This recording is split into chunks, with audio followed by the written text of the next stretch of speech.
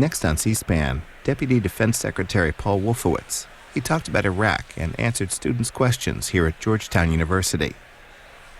Later, Treasury Secretary John Snow on exchange rate policy and its effects on the U.S.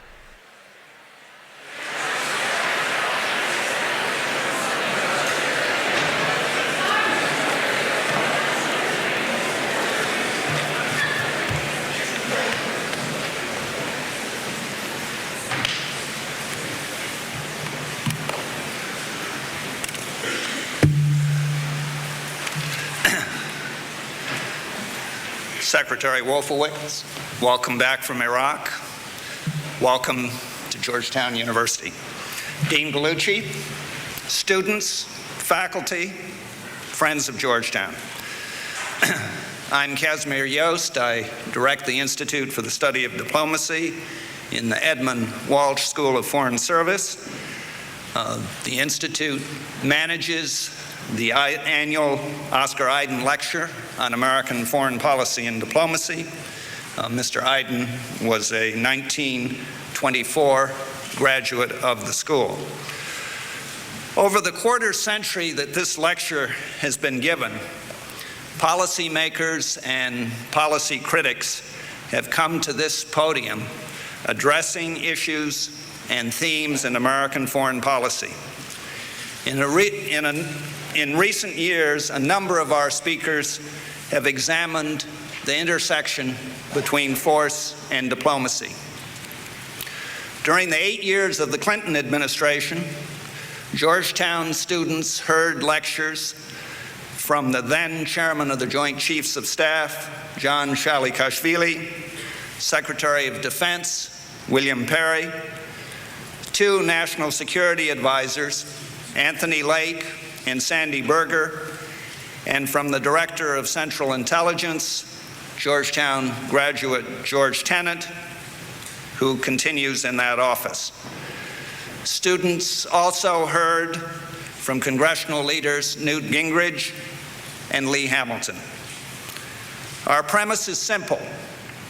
Our students should have the opportunity to listen to and question those who direct, shape, and implement American foreign policy. 2 years ago, the current U.S. ambassador to the UN, John Negroponte, gave the 22nd Oscar Iden Lecture. Today, we hear from a highly authoritative voice at the Department of Defense. To introduce the 24th Oscar Iden Lecturer, I call on the Dean of the School of Foreign Service, Ambassador Robert Gallucci.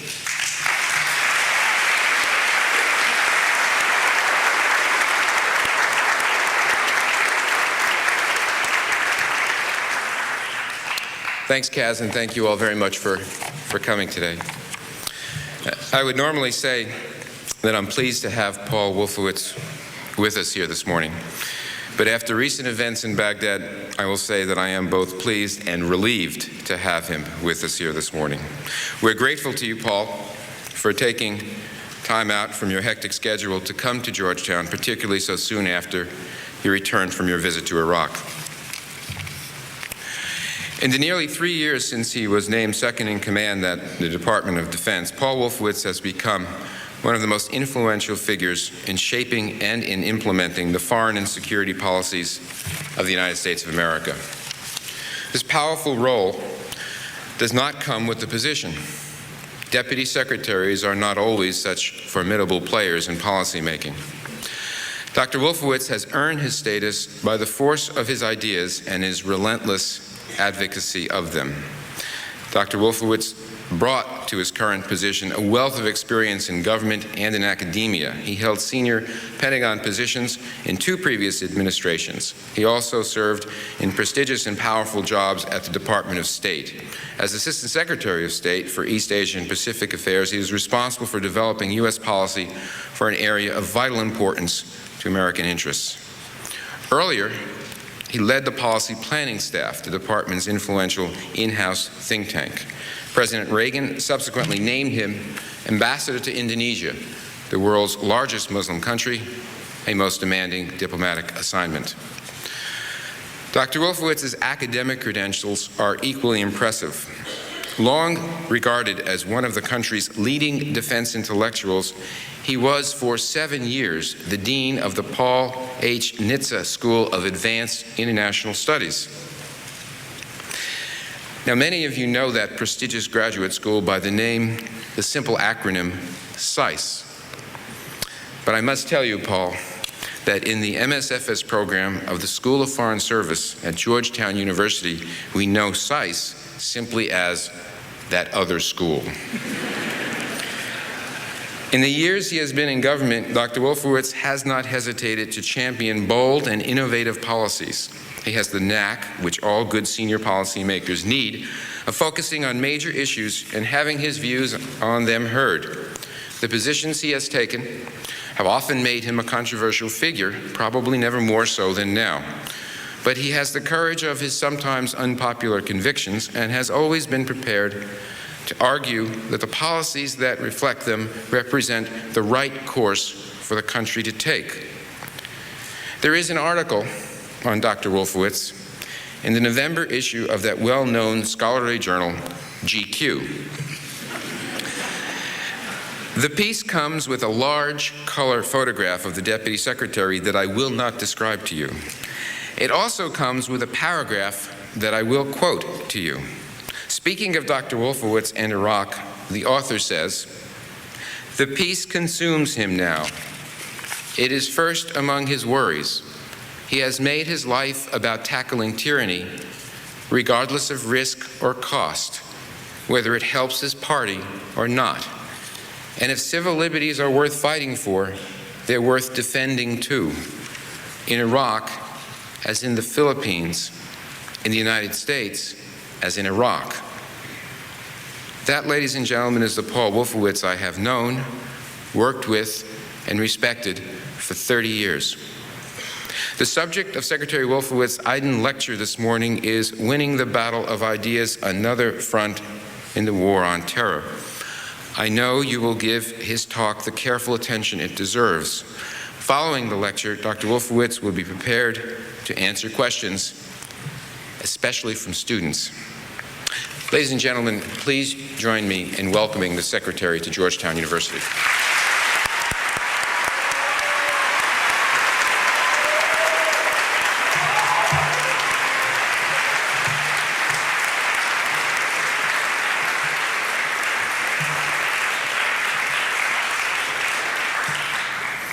Thank you. As a few of you have no doubt noted in the news, we had a fairly exciting trip to Iraq this weekend, and I'd like to give you a report. But before I do that, let me first turn to my old friend Bob Gallucci, and thank you, Bob, for that very generous introduction. I'm reminded of what Lyndon Johnson said on a similar occasion. "I wish that my late parents could be here. My father would have been very proud, and my mother would have believed it." It's also good to see a couple of old friends in the audience, two very distinguished former ambassadors, Tom Pickering and Mark Palmer. And I'm not going to get myself in more trouble by recognizing more people, but I'm quite sure, looking around this room, that between former ambassadors and future ambassadors, there are enough people here to staff the foreign ministry of a medium-sized country. A few years ago, as Bob mentioned, I would not have been encouraged to speak at the other school, as we called it. It's nice now that I'm recused and have no conflict of interest in speaking anywhere. And this is a great institution. I'm pleased to be here. Actually, Bob and I have spent most of our adult lives in government service, as well as some long detours in schools like this one. And very proud. I don't think there's a more honorable or, frankly, more rewarding career than to, as John McCain puts it, work for something larger than yourselves. The dirty little secret is I think we both started our careers in the national security bureaucracy in a now extinct institution called the Arms Control and Disarmament Agency. And we both worked at the time on non-proliferation on the Korean Peninsula. And I think, Bob, I think you even did some papers for me as we successfully got the South Koreans to give up nuclear reprocessing. Bob did such a good job on that part of it that I thought I'd leave the harder job of the North Koreans to him, and I backed out. But we've also both taught at Johns Hopkins, admit it. Most importantly of all, we were both born in Brooklyn, back in the time when there was still an Ebbets Field and a Brooklyn Dodgers. I am now in my third tour at the Pentagon. When I was sworn in by Secretary Rumsfeld, he said, "Paul, we're going to keep bringing you back until you get it right." And I was tempted to ask him what then was the significance of his coming back for a second tour. But let's just say if you've been in government for a few years, you learn something about dealing with your superiors. And the students at the School of Foreign Service will no doubt realize that that would not have been a diplomatic point to make, or wise. Unless, of course, you believe that diplomacy is defined Brooklyn style as turning on your turn signal before you decide to cross 3 lanes of traffic. I had a lesson in diplomacy, which unfortunately is enshrined in George Shultz's memoirs. Otherwise, I might not want to tell this story on myself. But I was able to accompany Secretary of State Shultz on his first visit to Asia as Secretary of State in 1983, and I was the newly minted Assistant Secretary of State for East Asia. I'd been in the job barely 2 months, and of course I was eager to impress. But the first evening at a dinner in Japan, I encountered a challenge that I believed was superhuman and certainly beyond my powers. Exhausted by jet lag, I had to listen to Secretary of State Shultz give the requisite toast at the end of dinner, which he himself in his memoirs admits was straightforward if bland. For some reason, I nodded off, and quite dramatically, apparently my chin hit my chest. Ray Seitz, another distinguished former ambassador eventually to England, passed me a note saying, "Rule number 1 for a new assistant secretary, never fall asleep during the secretary's toast." Now, I was conscientious, and I was determined to take that lesson to heart, so I asked Ray how he managed to stay awake. "Simple," he replied, "I've been sitting on my fork."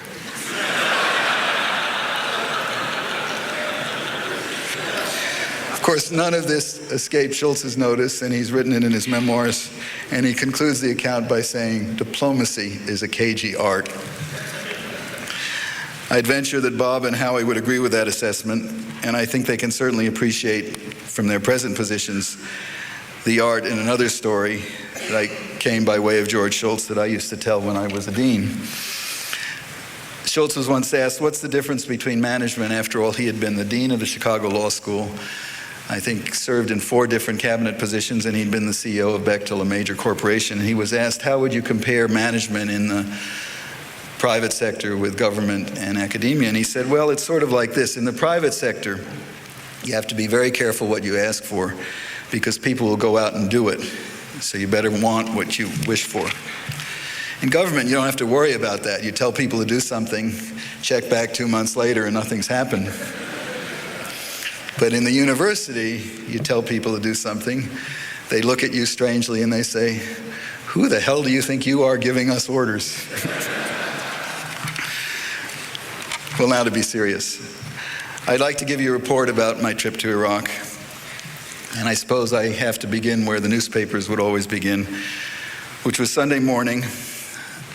I was in my room getting ready for an early meeting when I heard a loud explosion like something had gone off in the distance. A lot of people have asked me how I felt at the moment, and I have to tell you, you don't have a lot of time to think, but after you count for your people and do what you can for the wounded, our focus was on figuring how to get going about our business, because what we were there to do was important work. We had lots of work to do, and I was going to be damned if this act was going to stop us. The strongest emotion came when I was told that one of the Army people working for CPA, that's the Coalition Provisional Authority headed by Ambassador Bremer, that one of the Army colonels in that office had died. I felt a sinking feeling in the pit of my stomach and anger. We learned later that Army Lieutenant Colonel Charles Buring was killed in that attack. Chad Buring was an 18-year Army veteran. He was helping the Iraqi people by helping to build new media in that country. We deplore the act of violence that caused Chad Buring's death. With gratitude, we remember what he gave doing the work that he wanted to do. He died doing noble work on behalf of the people of this country and the people of Iraq, so that we can all be safer someday. 16 people were wounded in that act of savagery, and I was able to visit the 5 seriously wounded in the hospital. Symbolically enough, it was a coalition: 1 British, 4 Americans, 1 military, 4 civilians. I asked the British, a civilian from the finance ministry, who helped to produce Iraq's new currency that gets rid of the butcher's face. I asked him if he was in a lot of pain, and he said no. I said, either you're lying, another diplomatic art, or it's that British stiff upper lip. And he said, well, actually, I have a lot of American blood in me also. And he was proud to be serving. I talked to a State Department secretary who had just been there a couple of weeks, having volunteered to come from Guatemala, and asked if she was sorry she was there, and she said, no, this is important work. The one that I'll always remember the most, I think, was an American colonel who was still getting oxygen when I came to see him, and obviously in some pain. They lifted the mask so that we could talk, and I asked him where he was from. He said, "Do you mean where do I live, or are you asking about my accent?" Well, I hadn't noticed the accent, but I said, why don't you answer both questions? He said, well, I live in Arlington, Virginia, but I grew up in Beirut, Lebanon. And I asked him how he felt about building a new Middle East, and he gave me a thumbs up and a pretty big smile for someone who was in that much pain. And then he asked the nurses to prop him up and take off the oxygen mask so that we could have a photo together. And it's a photo that I will cherish as long as I live. When it comes to acts of courage, we saw in just 3 packed-in days in Iraq, hundreds of individuals performing acts of courage every day. We saw it in those 5 in the hospital by their reaction and by their bravery. There wasn't a single complaint from them. Instead, they told me, each one, how proud they were to be there and proud of what they were accomplishing in Iraq. They have a wonderful, defiant spirit. Their colleagues in the CPA were hard at work on a Sunday, even after that terrible attack, which had touched hundreds of them and killed one of their number. We're proud of them, civilians and military, State Department and Defense Department and Department of Justice, and I could go on with a long list. People were wounded in that attack, not only from the United States and the United Kingdom, but from Kosovo and Italy and Nepal. They're all heroes, as are the Iraqis who are fighting with them for a future of freedom.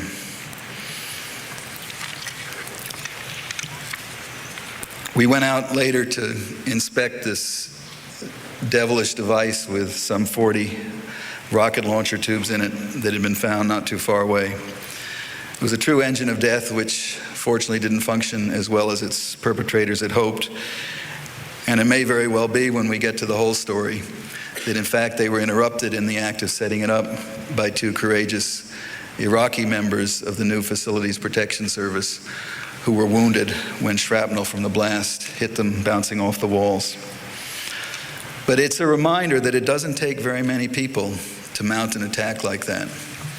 We know it in this country. It took 19 people to kill 3,000 plus on September 11th. It took only 2, Timothy McVeigh and Terry Nichols, to kill 150 people in Oklahoma City. Dramatic violence like that can not only grab attention and drive news coverage, but it can effectively obscure the larger picture, which is, of course, one of the terrorists' main goals. I certainly wouldn't imply that the situation in Iraq is not dangerous. It is. Every single life that is lost, American or Iraqi or international partners, is a tragedy not just for the families of our service members, but for all those who serve. It is a very close community. As the President pointed out earlier this week, it's dangerous in Iraq because there are people who can't stand the thought of a free and peaceful Iraq. The Baathists try to create chaos and fear because they realize that a free Iraq will deny them the privileges they had under Saddam Hussein. The foreign terrorists are trying to create conditions of fear and retreat because they are afraid of a free and peaceful state in the middle of that part of the world where terror has found most of its recruits. It is dangerous in Iraq because there are some who believe that we are soft, that the will of the United States can be shaken by suicide bombers. It's the same mentality, the President correctly said, that attacked us on September 11th, 2001. Iraq is dangerous, but our troops and their Iraqi and international allies are making progress. Monday morning, the Wall Street Journal had an editorial that observed, in my view correctly, that while the headline news was the attack on the Al Rashid Hotel, the real news was that with Secretary of State Powell's leadership, 70 nations had assembled at Madrid and pledged billions of dollars to build a free Iraq in the future. That tangible support for Iraq proves once again that the investment in Iraq's success is not just an American investment, it is one shared by the entire international community. And the attacks and headlines that we've seen in recent days should not overshadow some other things. The hundreds and thousands of Iraqis who are standing up to fight for their future, and the many coalition partners, some 31 nations and 23,000 troops that are now fighting for the future of that country. Last Thursday, we went to Iraq to assess that country's progress towards stability and democracy, and particularly to look at how we, the United States, with the prospect now of additional billions of dollars that was just approved by the Conference Committee of the House and Senate last night, can accelerate that progress. And I will admit, particularly from a Defense Department perspective, how we can get even more Iraqis on the front lines fighting for their own freedom. And when I say even more, let me say something, because I don't think it's said very often or noticed if it is said, that there are already more than 90,000 Iraqis, many in the police, but many others in the border guards, in the Facilities Protection Service, in the new Iraqi army, and perhaps most promising of all, in a new institution that we started in July, the Iraqi Civil Defense Corps, who are literally fighting and dying for their own freedom. Today, there is plenty of good news in Iraq. Plenty of good news and hope for the future among one of the most intelligent and able populations in the Middle East. Reports from the World Bank meetings in Doha a few weeks ago with the new members of the new Iraqi cabinet said this may be one of the most talented and capable cabinets in any Arab country. Seeing the joy in the faces of people who've been freed from Saddam's Republic of Fear underscores the courage and wisdom of President Bush and Prime Minister Blair in acting to free those people from the ghastly prison in which they have lived for 35 years. And it means that we will be safer eventually in this country too. It's no surprise that the progress that is being made is itself the principal target of an enemy that does not stand and fight. They hit and run. In this, the holiest month of the Muslim year, they target progress in Iraq. They refuse to accept the reality of a free future. They take aim at the prospect of a country freed from their control and moving to become of, by, and for the Iraqi people. As I said earlier, it doesn't take many people, sometimes only one or two, to set a bomb that can kill scores or hundreds. That happened in the Shia holy city of Najaf 2 months ago, and it killed a very important Shia leader, Ayatollah Bakr al-Hakim. That was big news, but I believe the more important news was the aftermath and the incredibly restrained response of the Shia community to that shocking event. Sunday night, I was privileged to have dinner in Baghdad with the younger brother, the last surviving brother, by the way, of Ayatollah Muhammad al-Hakim. His name is Abdulaziz al-Hakim. It was an extraordinary 3 hours. It was impossible not to be impressed by this man's intelligence, his sense of humor, and his understated courage. He is the last of 7 brothers, the first 6, counting his recently martyred brother, who were murdered by agents of the old regime. They are among 63 members of his family who he says were victims of Saddam and his thugs. Today, Abdulaziz al-Hakim is a member of the new Governing Council of Iraq. And he said to me, and he laughed when he said it, that he did not himself want to become number 64. Anyone who can laugh at something like that has a strong sense of humor. But most impressive was his humanity and the conviction with which he spoke of his and his family's commitment to religious freedom. He told about how his recently murdered brother had intervened with Iranian authorities in Iran to permit Iraqi Christian prisoners of war to assemble to celebrate Christmas, and how his brother, a senior Shia cleric, had joined them for Christmas.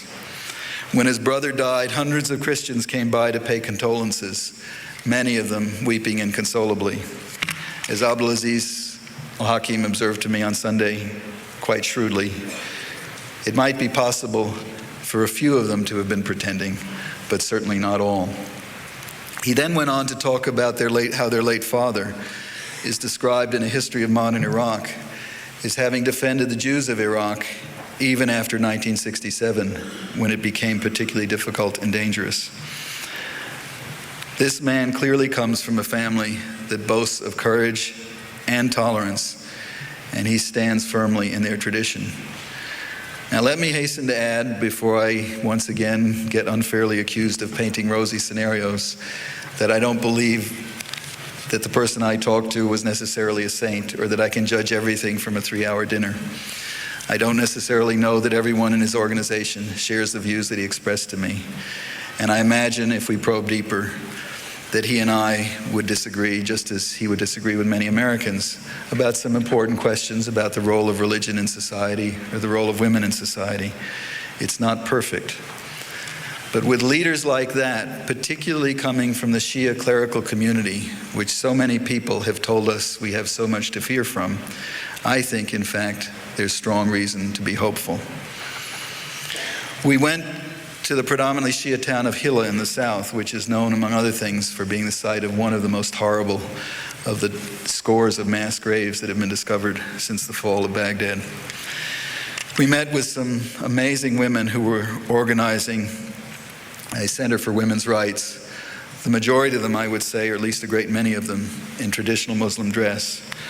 I was particularly taken with one young woman who stood up, dressed quite traditionally, and asked me what we would do to support women's rights in Iraq. And I was also struck by her forthrightness when I turned the question around and asked her if there was any contradiction between her conservative dress and her feminist stand. And she said, with enormous conviction, there's no inconsistency between my religion and human rights and rights for women. We also saw courage among those in that same town who were organizing a center for human rights in a country where those rights have been systematically trampled by a sadistic and evil regime for 35 years.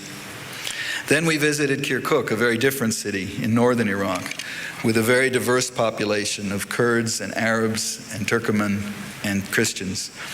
And we went on a foot patrol through a crowded part of the city with some of our soldiers. In the marketplace, which is full of life and commerce, crowds gathered and enthusiastically shouted their thanks to the coalition and their hatred of Saddam Hussein. One cute young girl who identified herself as an Arab looked me in the eyes and said, "Saddam is a donkey," to the applause of a group of mostly Arab men that were surrounding us at that point. But these crowds were a mixture of Kurds and Arabs and Turks. And despite some of the ethnic tensions that we know are simmering beneath the surface and that are a serious danger, Kirkuk so far has proceeded peacefully with a very ethnically mixed population. There was a money changer sitting at a card table. When he saw us, he held up one of the old pieces of Iraqi currency with Saddam Hussein's face on the bill, and he tore the bill apart with a big smile on his face. Probably wasn't worth very much anyway, but he enjoyed it. And he had reason to enjoy it, because aside from the progress we're making to introduce a new Iraqi currency, now he can tear up Saddam's picture whenever he wants to. He could tear up anyone's picture. Under the old regime, that act of defiance could have cost him his life. Now it just costs him a banknote. In many other instances, we observed palpable hatred for Saddam Hussein and the remnants of his old regime. But even more striking than the enthusiasm we encountered was to see these ethnically mixed crowds thronging together in apparent and evident tranquility. And again, I don't mean to say there couldn't be trouble. We're very much concerned about that potentially volatile mix. But so far, it's been a good story. And I think one of the reasons it's been a good story was revealed to us when we met at the newly opened museum with a group of religious clerics. One, an Arab who said he spoke for the entire group, urged us to wait until Iraq's new government is fully established before withdrawing our troops. But it was a mixture around that table. There were Sunni clerics and a few Shia clerics. There were Arabs, there were Kurds, there were Turkmen, obviously no Christians. It was a Muslim group, but very respectful of one another and very appreciative of the work they were doing with Colonel Mayville of the 173rd Light Infantry Brigade and a wonderful British woman named Emma Skye, who is the coalition representative in Kirkuk. In Saddam's own hometown of Tikrit, we saw the progress being made on building that Iraqi Civil Defense Corps that I mentioned earlier. I believe Iraqi security forces are going to be central to Iraq's ability to govern itself. And despite the limitations that you could see in their training and their equipment, they're still forced, by the way, though hopefully now with this new supplemental, this is a problem we can fix. They're still forced to wear the uniforms of the older Iraqi army with a patch that says Iraqi Civil Defense Corps pasted over it. Down in the south, in one of the towns near Hilla, this proved to be so disruptive, it was a near riot among the Civil Defense Corps people, so they somehow scraped around and found some kind of new uniform. Up in Tikrit, they were still wearing the old ones and resentful about it. We'll fix that. They only get about 3 weeks of training before they're put into units, but most of these young men have been trained before in the old Iraqi army. And despite their limitations in training and equipment, these Iraqi forces have some advantages that our brave soldiers with the best training and equipment in the world will never have. These Iraqis speak the language, they know the neighborhoods, and they can read the culture. They gather intelligence just by walking down the street. And if it becomes necessary to enter a sensitive site like a mosque, as has happened within the last few weeks in the al-Rashid district of Baghdad, and then later in Karbala, it's been Iraqi forces that have done it, and that, as I'm sure all of you can understand, is a huge advantage. This training program, I believe, is a model for the future Iraqi security forces.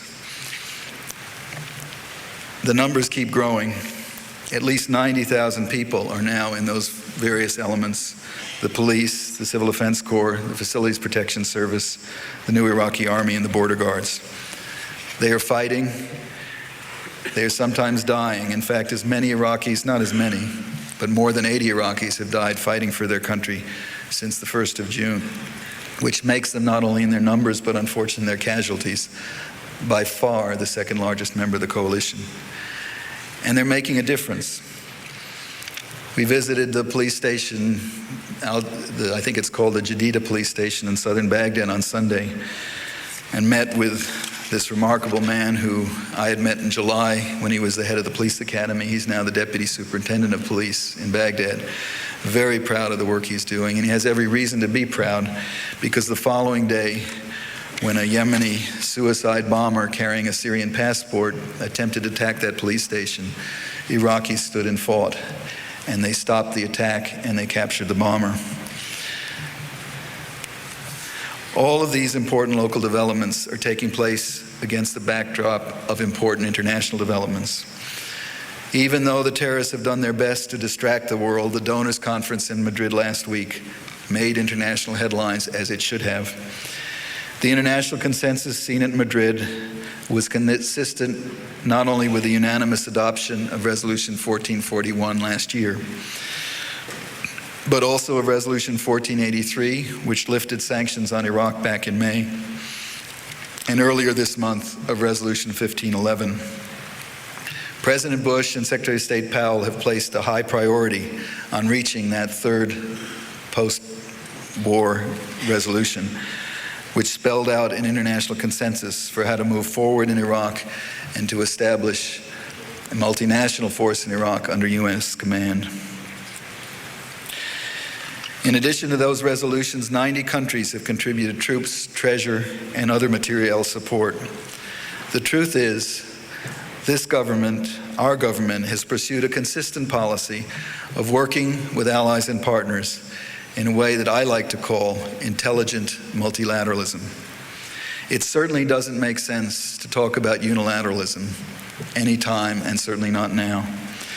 Not just because of the consensus reached at Madrid in the United Nations, but also because our enemies have clearly defined this as a war with the international community, with everything that represents the rule of law, whether it be multinational forces, Iraqi civilians, the UN headquarters, or the International Red Cross. This is a great venture which the international community will one day be able to look back at with pride, and that is what we all want to see. I think the question about multilateralism always has to be multilateralism for what? We turn to multilateral means to achieve goals that are common to the international community. And you need to look no further than the UN Security Council resolutions on Iraq to know what those goals are. Those goals are totally consistent with America's policies and security needs, which are so often mischaracterized.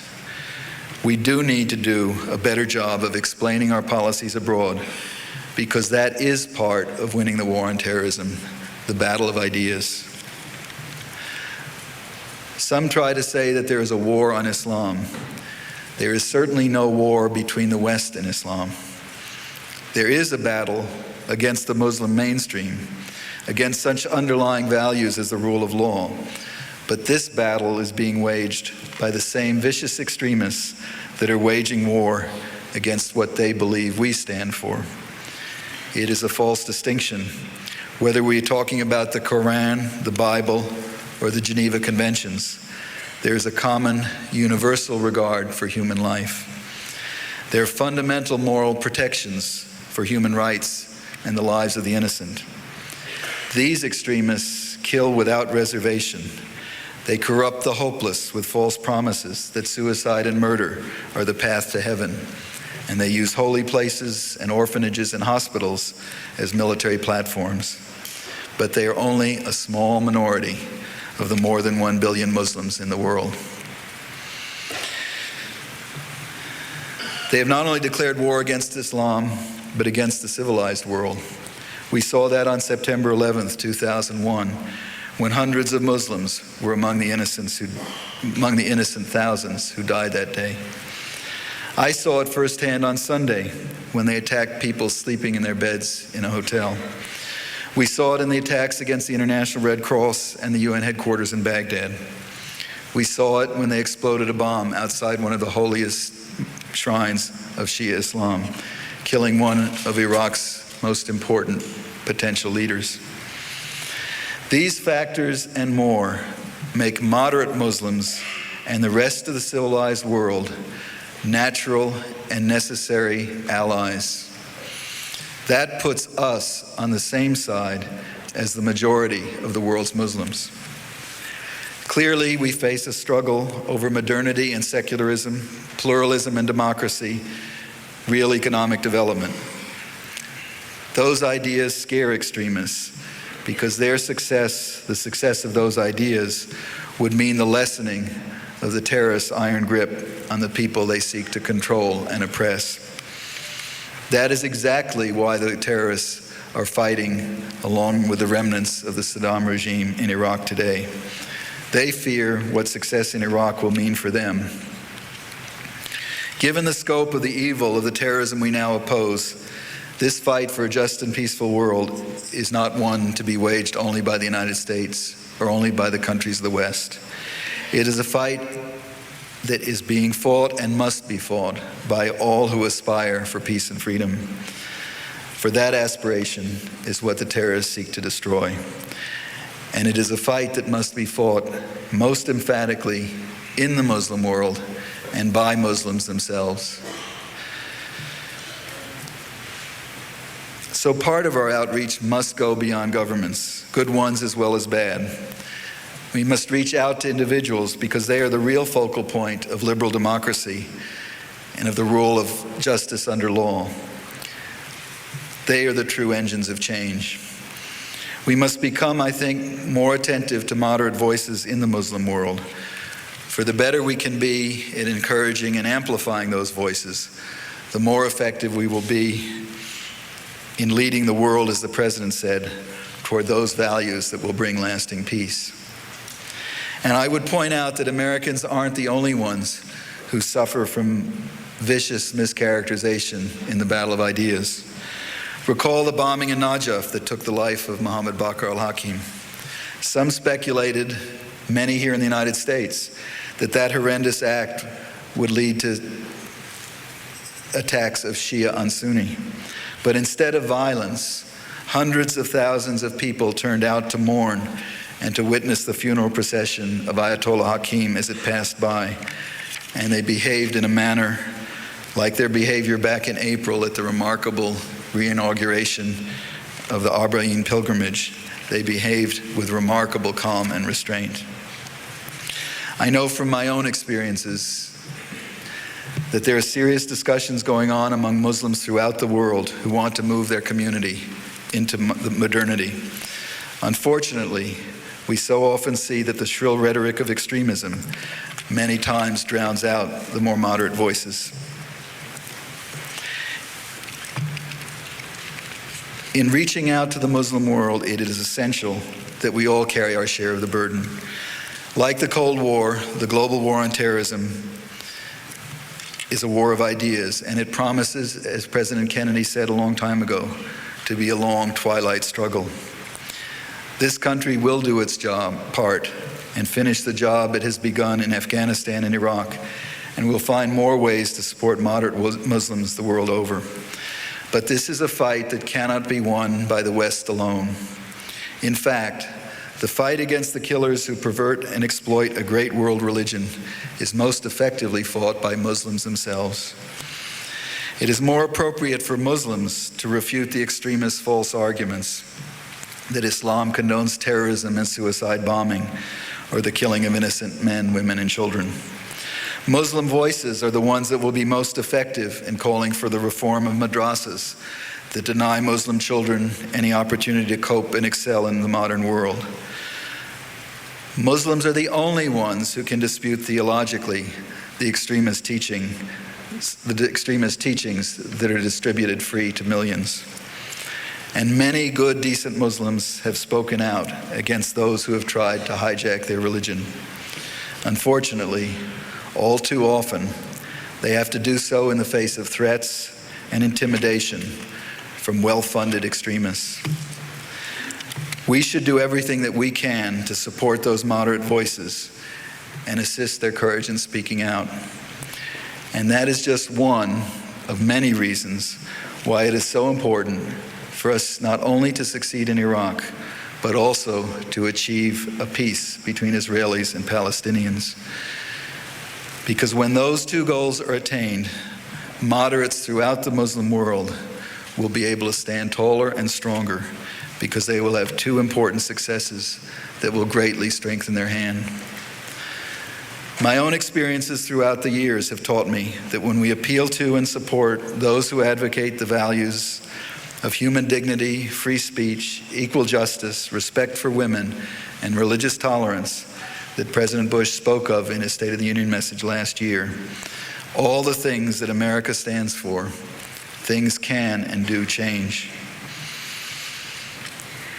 In my second tour in the Department of Defense, in the aftermath of the first Gulf War, we witnessed a striking change in one part of Iraq, in the Kurdish-controlled north.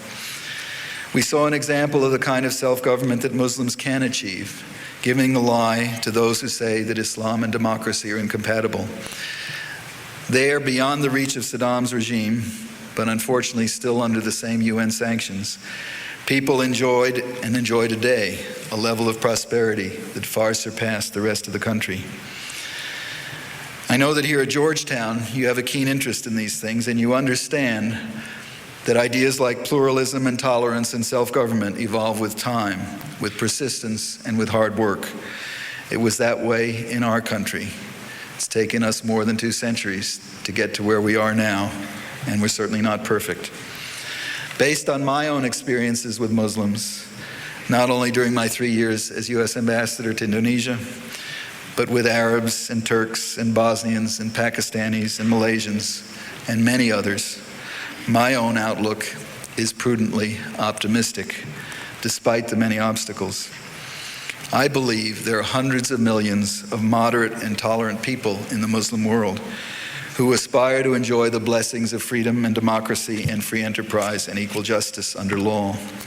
We must speak to them, and there are many of you in this room who can help to do that. Clearly, one huge factor in our relations with the Muslim world, as well as one of the greatest obstacles to peace in that region, is the continuing conflict between Israelis and Palestinians. It is clear that the solution to this conflict can only come through political means. President Bush has made it clear the importance that we attach to Israeli-Palestinian negotiations. As the President has said, the outline of a solution has been clear for some time, and it's based on two fundamental elements: the acknowledgement of Israel's right to exist as a Jewish state within secure and recognized boundaries, and the creation of a Palestinian state that brings an end to Israeli occupation and provides a better life for its citizens and security for its neighbors. There are thousands of Israelis and Palestinians who feel the same way. How do I know? Well, right now there is a significant grassroots movement that has already gotten some 90,000 Israeli signatures and some 60,000 Palestinian signatures in support of principles that look very much like the roadmap favoring a two-state solution. I had the privilege last week of meeting with the two organizers of that petition, Sari Nusseibeh, a Palestinian, and Amit Ayalon, an Israeli. One of the keys to achieving peace is to somehow mobilize majorities on both sides so that the extremists who oppose it can be isolated. As Americans, we know there are times when great changes can spring from the grassroots. There are also times when great leaders can point the way to breakthroughs. At one of those latter moments, Anwar Sadat addressed the Israeli Knesset in 1977, and he said, any life that is lost in war is a human life, be it that of an Arab or an Israeli. Innocent children who are deprived of the care and compassion of their parents are ours. They are ours, the president of Egypt said, whether they live in Arab lands or in Israel. And then he made a point that bears reflecting on today. There are moments in the lives of nations and peoples, he said, when those who shoulder great responsibilities must have the courage to make decisions that fit the magnitude of the situation and never to forget that infallibility belongs to God alone. Most of what progress has been made in the Arab-Israeli peace process over the years is owed to the courage and statesmanship of some brave leaders, both Arabs and Israelis. Anwar Sadat and Yitzhak Rabin, King Hussein of Jordan, and Shimon Peres of Israel. But as we know here in the United States, great change can sometimes be mobilized from the bottom up. In either case, the cause of peace in the Middle East will be enormously advanced if Israelis and Palestinians can demonstrate overwhelming numbers in support of compromise and in opposition to terrorism.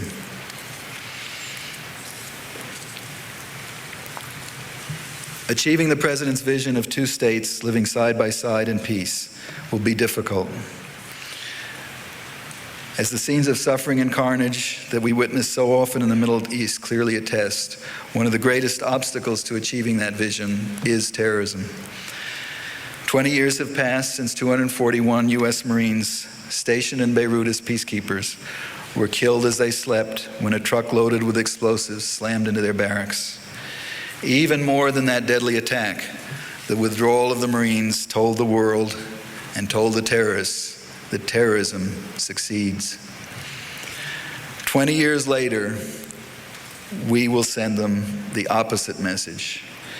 And if it's to be a long, hard slog, as Secretary Rumsfeld has said, to send terrorists that message, We as a country are up to it.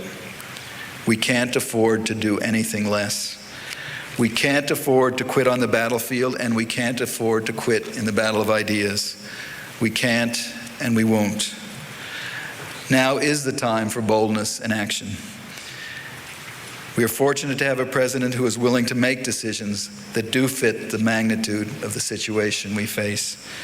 And we are extremely fortunate to have brave men and women who have volunteered to serve this nation, both in uniform and as public servants, here at home and throughout the world, risking their lives so that the rest of us can live more safely.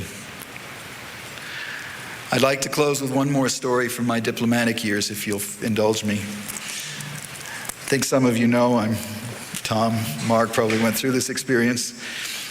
When George Shultz was Secretary of State, every new ambassador heading out to their post would go to his office for a picture that you could hang proudly in your office and show all your foreign friends what close terms you were with your boss. And each time a new ambassador would come in, George would take them to this enormous globe that stood on the floor some 3 or 4 feet tall. And he'd casually say, "Just for this picture, turn the globe to your country." The new diplomat would eagerly spin the globe around to France or Mali or Germany, at which point the Secretary of State would say, "No, let me explain something." And he would slowly turn that giant globe back to the United States of America. I have to confess, by the time I went to Indonesia, I'd already heard the story, so fortunately I passed that exam. But I think his exercise illustrates 2 important things.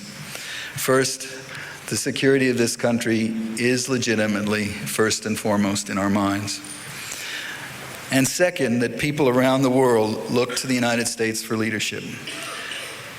Not just military leadership, but as an example of justice and representative government in opposition to terrorism, the greatest evil of our time. When we guard our own interests, when we protect the things that make America what it is, we help shape a secure and peaceful world. That is the goal of our foreign policy, and that should be a goal for all of you entering the field of foreign service. I firmly believe that the future does not belong to those who seek to tear down and destroy, whether it be buildings or religions or opportunities for others to advance. The future belongs to those who work to build a world based on justice and freedom and peace. This room, I know, is full of potential builders. I challenge you to take up this battle of ideas. We need you. Our country needs you. The world needs you. Thank you.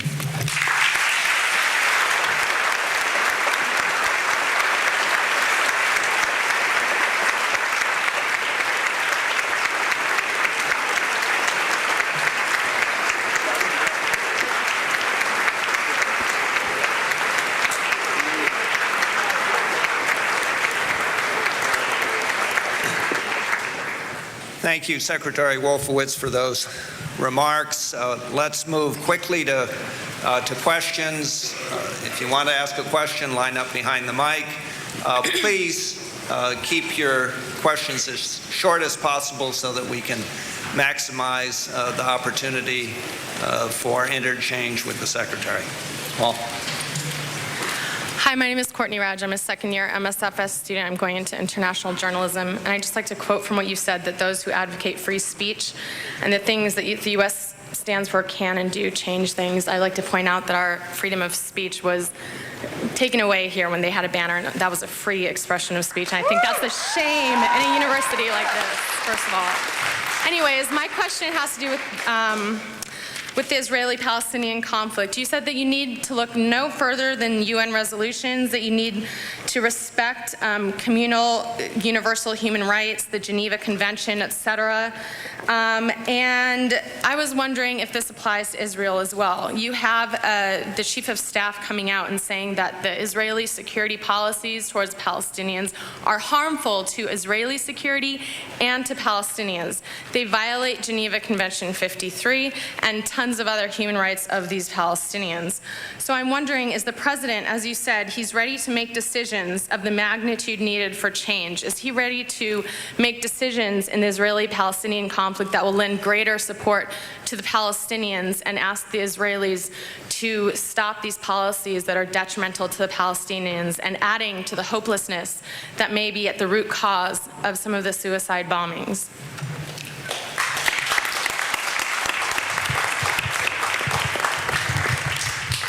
Obviously, there's a great deal that has to change on both sides. You cited some things that Israelis have to change, and you could make a longer list. You could have talked about settlements, for example.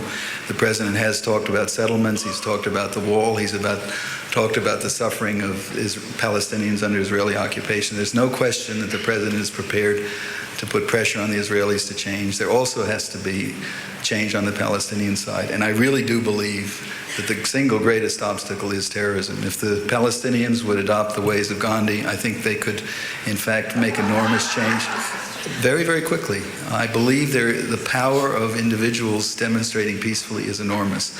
But in any case, I think what the president has set out, what Secretary of State Powell has set out, seems to me to be, at this point in history, the best way forward. And I do have to say, contrary to what you may have heard, foreign policy is made in the State Department. I need to be very careful about getting in the way of Secretary Powell's diplomacy. I think it's pointed in the right direction. I do believe, as I said in my remarks, that the solution, unfortunately, has been awfully clear for a very long time. We came, it seems to me, tragically close at Taba to getting to that solution. Began to look in early this spring as though we might once again be on that path, and this time with the active support of major governments in the region. The bombings and the violent response to the bombings in the last couple of months have certainly been a big setback, and we've got to get it back on track. Hi, in Richard Neustadt's book about presidential power, he talks about the president's ability to use persuasion as his true leverage. Given your different vantage points in different administrations, particularly wartime presidents, how would you assess President Bush's ability to persuade the nation and other foreign leaders that their main goal is in the best interest of Muslims in the war on terror? Obviously, we still have a long way to go, but I believe we've done some remarkable things over the last 10 years for which the world ought to be giving us more credit under 3 different administrations. If you stop and think about it, I think it's 7 times since the liberation of Kuwait in 1991 that the United States has put young men, American men and women, into combat or near combat situations in order to defend people from aggression or tyranny or war-imposed starvation. I'm counting the liberation of Kuwait, the liberation of northern Iraq later in 1991, the ending of the starvation in Somalia, the actions in Bosnia that brought an end to that horrible civil war, the intervention in Kosovo that brought an end to the repression there, the liberation of Afghanistan in 2001, and now more recently in Iraq. In every case, we happen to have been advancing the cause of a majority Muslim population, and Americans died and wounded for those causes. We also believe we're advancing the security of our country, but I think we deserve a little more credit for that. How we go about getting it, I'm not quite sure, but I think one of the big challenges is what you mentioned. Trying to persuade people in the middle of wartime is a difficult thing to do. The action in Kosovo, even as relatively mild as it was enormously controversial until it was successful.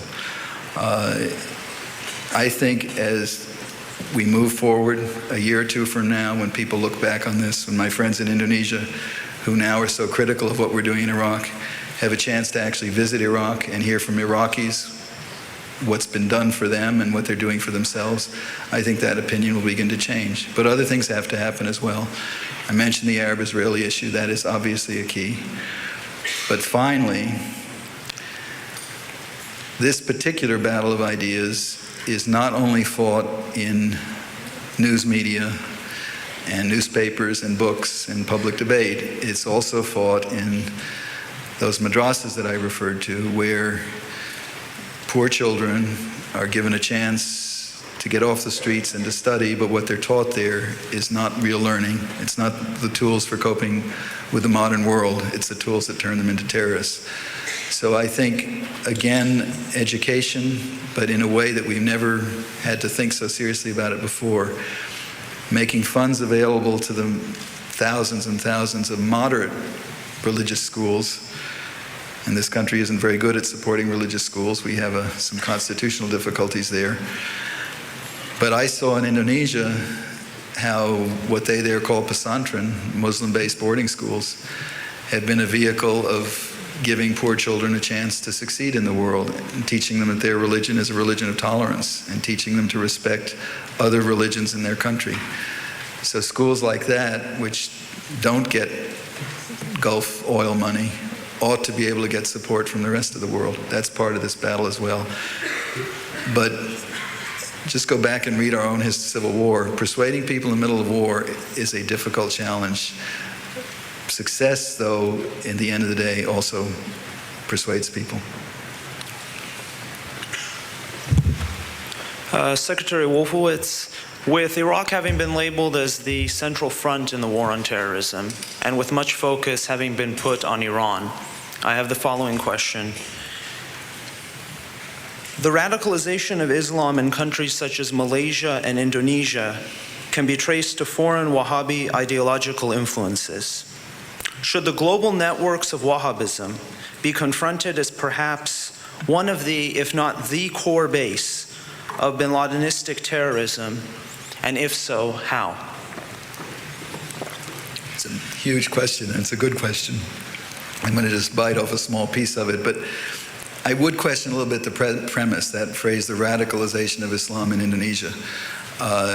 It implies that Indonesia's 200 million Muslims have been radicalized, and I don't think that's the case. I could almost argue with you that they have been radicalized in exactly the opposite sense by the brutal attack in Bali in the fall of last year, just as Americans were radicalized in the opposite sense by the attacks of September 11th. More and more Indonesians, I believe, are accepting that their country has a problem with extremism and terrorism, and they're standing up against it. So that radicalization, at least in the case of Indonesia, I think applies to, I don't want to guess at a number, but suppose the number was as great as 20,000. You can do the math. It's a tiny, tiny percentage of the 200 million people in that country. But 20,000 people, and I don't think it's anything like that, just takes a few dozens of people to do the Bali bombing or the Jakarta bombing, and they're out there, but the Indonesians are getting much more serious about dealing with it. I do think that the funding of extremism is not, though, just the funding of bombers. It is the funding of schools that teach hatred, of schools that teach terrorism. And to the extent that we can bring influence to bear on countries whose governments, or perhaps just their leading citizens, are putting money into those kinds of enterprises, I think we should do so. But I believe the stronger counter is going to be not cutting off those sources of funds, much as I'd like to do it, but to be able to channel support to the people who oppose them. And we're not very good at doing that yet. Analogies are dangerous, and when people first made analogies between this war on terror and the Cold War, my initial reaction was to think they're completely different things. I think there are some similarities, and I do think that one of them was that during the Cold War, the people who said that the enemy is the left, the enemy is anyone who calls themselves a Marxist, whether they're democratic Marxist or not, were obviously wrong. The greatest enemies of totalitarian Marxism were the democratic socialists of Europe, and we learned to work with them. And part of what we learned how to do, although we did some things that we've now made illegal, and maybe appropriately so, were to find ways of giving material support to people who are on the front lines of those battles of ideas. It does seem to me that it's an odd situation, despite, obviously, the Gulf countries have a lot of money to pass around.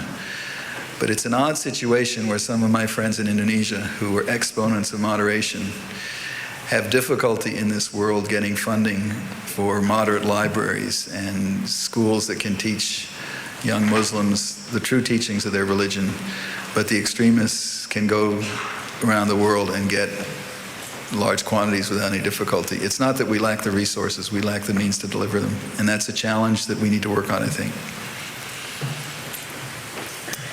Hi, Mr. Wolfowitz. My name is Ruthie Kaufman, and I think I speak for many of us here when I say that your policies are deplorable. They are responsible for the deaths of innocents and the disintegration of American civil liberties. We are tired, Secretary Wolfowitz, of being feared and hated by the world. We are tired of watching Americans and Iraqis die and international institutions cry out in anger against us. We are simply tired of your policies. We hate them, and we will never stop opposing them. We will never tire or falter in our search for justice, and in the name of this ideal and the ideal of freedom, we assembled a message for you that was taken away from us. And that message says that the killing of innocents is not the solution, but rather the problem. Thank you.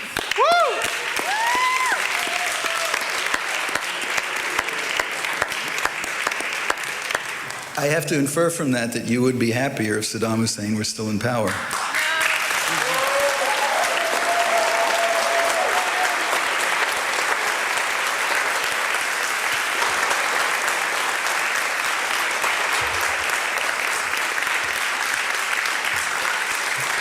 I wish you could have come with me in July when we visited a little marsh Arab village called Al Amara up near the Iranian border. To get there, you have to fly over a desert the size of New Jersey. It is a man-made desert created by Saddam Hussein in the aftermath of the Gulf War. For thousands of years, it's been a lush marsh. The marsh Arabs are one of the oldest continuous human civilizations. They had figured out how to get milk out of water buffalo by breeding a new kind of water buffalo. It's not a small achievement. They produced some very large percentage of the vegetables for the entire country. They were peaceful people, but they also provided the refuge for the rebels that Saddam Hussein feared. So, in the true traditions of Nebuchadnezzar, he simply proceeded to wipe them out by drying them out, by creating an environmental catastrophe. There were 500,000 marsh Arabs in 1991. The estimates today are somewhere between 40,000 and 200,000. When we got off the helicopters, the population was overwhelmingly women and children. The children's hair had that ugly, rusty color that indicates severe malnutrition. But they were smiling and cheering and say, "Thank you, Bush, down with Saddam," and finally hopeful that they might have a future. For most of the marsh Arabs, liberation was too late, but for those people it came just in time. And I think you ought to think about that, their innocence as well, far, far more innocence. This has been a war war's an ugly business, it is a brutal business. And a lot of those innocents died, by the way, because Saddam Hussein put his weapons in hospitals and other places. But it's ugly and it's brutal, but the alternative was far, far uglier, far more brutal. There's no question about that in my mind.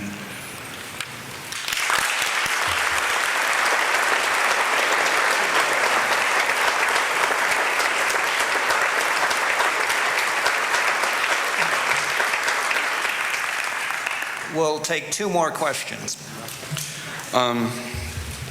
I'd just like to say that people like Ruthie and myself have always opposed Saddam Hussein, especially when Saddam Hussein was being funded by the United States throughout the 80s. And after the killings of the Kurds, when the United States increased aid to Iraq, we were there opposing them as well. People like us were there. We are for democracy. And I have a question. What do you plan to do when Bush is defeated in 2004 and you will no longer have the power to push forward the Project for a New American Century's policy of American military and economic dominance over the people of the world?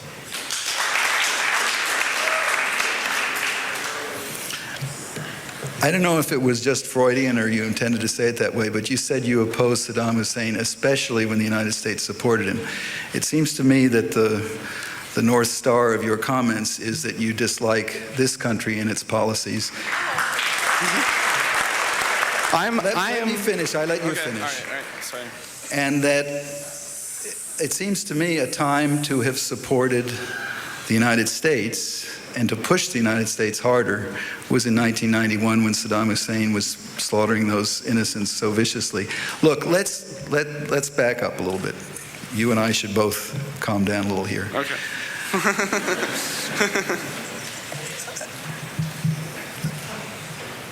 This is not ideological, I don't believe. I think it is a moral issue. I respect the fact that you and the last questioner have deep moral concerns. War is an ugly thing. I agree with that. But butchers like Saddam Hussein are incredibly ugly. I've known a lot of dictators fairly up close and personal. I take some pride in having helped to get rid of Ferdinand Marcos. I tried to get some change in Indonesia, and I took some pleasure when President Suharto left. But to quote that famous vice presidential debate, or to paraphrase it from a few years ago, Ferdinand Marcos was no Saddam Hussein. Ferdinand Marcos was not responsible for the deaths of 1 million Muslims. I don't think there's much question here about the morality of having gotten rid of that regime. I also think that it's worth stopping and thinking from the point of view of the Iraqi people, and I'm not saying that they're the ones who should vote in our election. We should decide our president based on who Americans think is good for the American people. But I have to tell you that it sends a very unsettling message to Iraqis that our elections might decide their future. When I visited the city of Najaf in July, met with the town council, and as I guess most of you well-informed audience know, this is one of the two holy cities of Shia Islam. It was pretty remarkable to be sitting with a town council that included one woman, a religious cleric as the head, and about 15 or 16 professionals for the most part, and the rest of the group. One of these professionals, I can't remember whether he was an architect or an engineer, asked me a two-part question. Part two, I'll start with, borders on the paranoid. He said, "Are you Americans just holding Saddam Hussein as a trump card over our heads? You may think that's paranoid, but if you'd been through what they went through in 1991, the suspicions about our intentions run very deep. The fear of what can happen to them if that regime comes back is palpable and enormous." But the first question wasn't paranoid at all. In fact, it was pretty sophisticated. He said, "What's going to happen to us if George Bush loses the election?" And I told him, as best I could, and I still believe it, that at bottom, no matter how partisan we get in our political debates, the American people stay to a certain center. And if you look at the perseverance we had over many years of the Cold War, in spite of some pretty fierce policy debates, the United States really did stay the course. And I think I did a pretty good job, maybe not of convincing him completely, but convincing him that we were with the people of Iraq until they succeeded. And I think this Madrid conference sends a message that it's not just the United States, it's 70 countries in the world. And the fact that Najaf is now under the direction of a Spanish brigade with a Polish commander probably sends a good message. But I have to tell you that when they hear the message that we might not be there next year, they get very scared, and that fear leads them not to give us information about where the bad people are. It leads them not to want to serve on the town council. It leads them not to want to risk their lives as policemen. There are thousands of Iraqis right now who are risking their lives for a future of freedom for that country, and I think it would be good if they got an unequivocal message of support from this country. Thank you.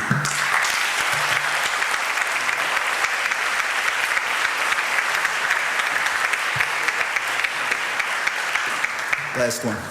Hi, I'm a second-year student in the Security Studies graduate program here, and my question is, in the PBS Frontline documentary, Truth, War, and Consequences, that aired this October, and that you can see on their website, a U.S. tank crew comes across a few men and a boy who had stolen a few pieces of wood. The U.S. soldiers make the men and the boys step aside, then they open fire on the car with handguns for fun before running it over twice with their tank. One of the soldiers then says something along the lines of, "This is what happens when you loot." It turns out that the driver of the car was a taxi driver, and the car was his only means of making a living. My question is, will you make a personal commitment here today to look into this incident and see that the soldiers involved are punished and the owner of the car given a new vehicle and other compensation? We are looking into it, and mistakes, pretty ugly mistakes, can get made in wartime. That is, again, one of the reasons why, if you can find a peaceful way to resolve things, it is so much better.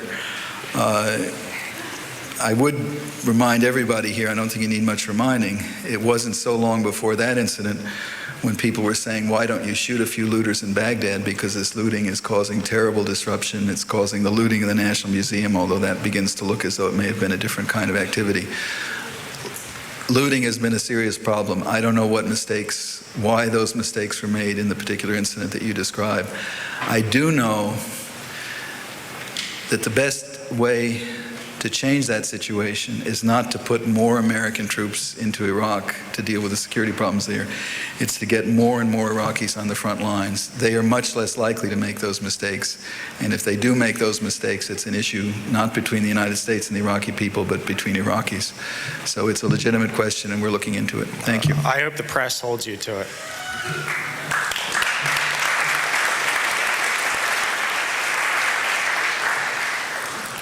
Mr. Secretary, thank you not only for your statement, but most particularly for engaging in this conversation with our students.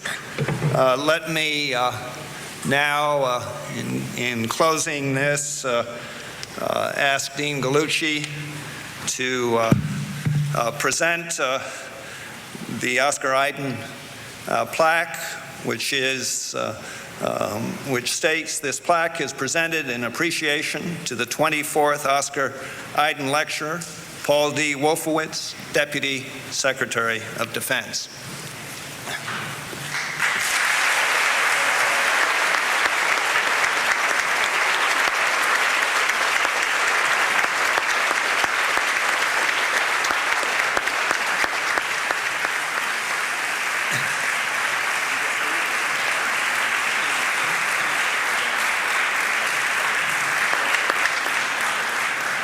We wanted the Secretary to have this memento from the other school.